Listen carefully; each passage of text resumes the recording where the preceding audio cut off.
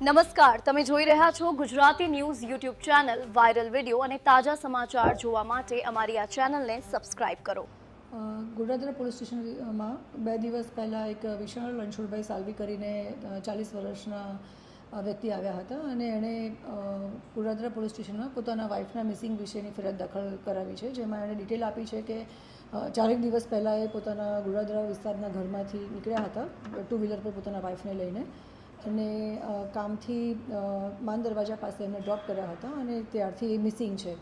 આ બાબતે અમારી ટીમ ઓલરેડી કામ કરતી હતી અને મીનવાઇલ કાલે રાત્રે જે આ મિસિંગ દાખલ કરાવનાર વિશાલ સાલવી છે એ પોતાના ઘરે એક ચિઠ્ઠી લખી અને ઘરેથી નીકળી જાય છે.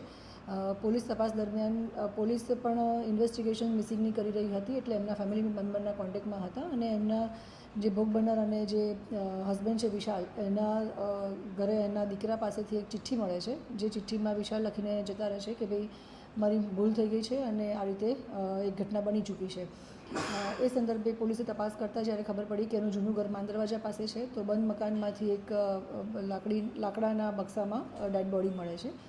જે FSR રિપોર્ટ અને પ્રાઇમરી જે ઇન્વેસ્ટિગેશન તમારું પોલીસનું રહ્યું છે, એમાં ખ્યાલ આવે છે કે 4 થી 5 દિવસ પહેલાંની કદાચ ડેડ બોડી હોઈ શકે છે. ડેડ બોડી થોડી ફૂલેલી હાલતમાં મળી આવે છે, બોડી પર સ્કાર પણ છે અને જેણે પણ આ કૃત્ય કર્યું છે એણે રો સિમેન્ટ પણ આ બોડી પર નાખેલો છે. અમે બોડીને મર્ડર દાખલ કરી અને PM માટે મોકલી આપેલ છે. તો જે મેડિકલ રિપોર્ટ્સ અને જે FSR રિપોર્ટ PM રિપોર્ટ આવશે એના આધારે અમને ખ્યાલ આવશે કે એકચ્યુઅલી આ ઘટના કેવી રીતે બની છે અથવા તો કેવી રીતે મર્ડર કર્યું છે.